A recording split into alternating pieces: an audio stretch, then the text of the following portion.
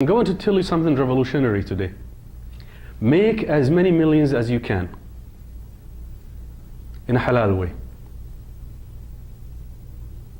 Your purpose of work should be to make money. Your purpose of work should be to make money. To make halal money, to make halal rizq, to have gainful employment, to start businesses, to employ others, to donate to our masjids and centers and send people to Hajj, to help the orphans, to take care of your family.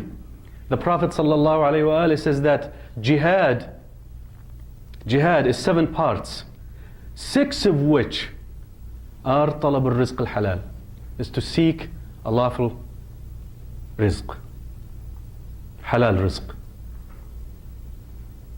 We have been trained to think that wealth is bad. We have been trained to despise the wealthy. It's true, brothers and sisters. Some of you say, no, I haven't been, but the truth is, we have been.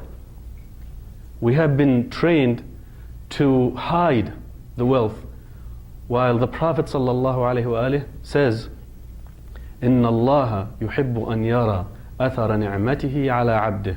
Allah loves to see the effects of His blessings on His worshipper. And the Prophet ﷺ tells us, don't try to appear poor, because if you try to appear poor, you will become poor. Listen to this. How many of you understand Arabic? Even if you don't know Arabic, how many, roughly speaking, you understand? MashaAllah, the majority, right? The Prophet ﷺ said, "Man tafaqar iftaqar. Man tafaqar iftaqar." By the way, he who always pretends to be sick will become sick. It's amazing. It's an amazing psychological feast that we can understand from the teachings of Ahlul Bayt alayhi salam. Man tafaqar iftaqar. He who pretends to be poor will become poor regardless of how wealthy he or she is. Don't do that. So the purpose, I'm going to tell you right now, the purpose of you going to seeking an education, seeking new skills, working, starting a business is always to gain wealth. There is nothing wrong with that. In fact, that's a good thing to do. It's what you do with that wealth, brothers and sisters, that's either good or bad. I want you to distinguish between the two, because a lot of times that subconsciously affects how we move forward in our lives. Now, what do we do? Why do we want to gain wealth? The number one reason that you want to gain wealth is to take care of yourself and family. Allah subhanahu wa ta'ala does not like a Muslim, especially a human being, to be a burden on others. Don't be a burden on others. Work very hard not to be a burden on others. Bring dignity into your household.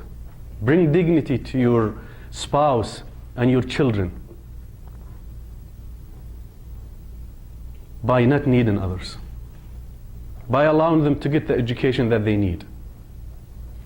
And you can only do that by gaining the skills to gain the necessary wealth that at least you sustain your family. But don't be selfish. Don't stop there. We have brothers and sisters, and this is a great motivator for me. I will tell you parts of my life story, inshallah, to be a motivational cause for the younger people. We have brothers and sisters, young people. We have 10-year-old boys and girls who are sayyids, who are enslaved in parts of the world today because their parents cannot afford them. They cannot afford to bring them up. How many of you honestly believe what I just said right now? Some of you don't believe it, right? But it's true. It is true. Allah is my witness.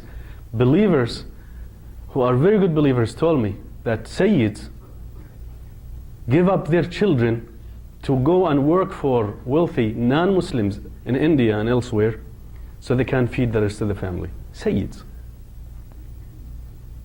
Now, if I asked you, if you made enough money to sustain your family, and I say, now I want you to work a little harder, put in a couple more hours a day to free that sayyid, would you? How many of you would? All of us would, right? Some of them don't put their hands up. I know you would.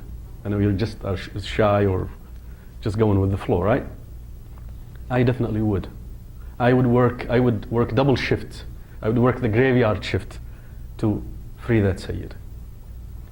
And it's amazing. Many times it is $10, $20 a day or a month even that would free up that Sayyid and send him back or send her back to their families.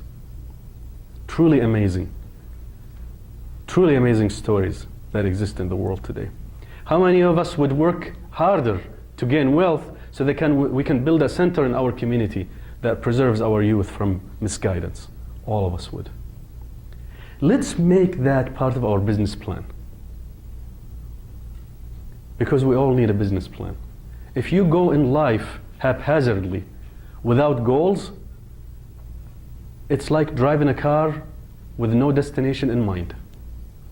All of us, brothers and sisters, you can come. There's plenty of places here if you want to sit. All of us need to have a business plan. We need to have a vision in our minds. That vision is defined in the Quran. That vision, Allah subhanahu wa ta'ala wants us to understand that vision by having taqwa. When you have taqwa, you seek Allah. Taqwa is piety. You seek Allah, you think of Allah all the time. And what does Allah want you to do? Allah wants you to be a proactive member of every society you live in. You need to be the perfect example in every society that you live in. Allah wants us to be, as American Muslims, to be the hardest working, the most honest, most ethical, smartest, most productive, most innovative people on the face of the United States. That's when Allah is happy with us. Other than that, we're not good Muslims.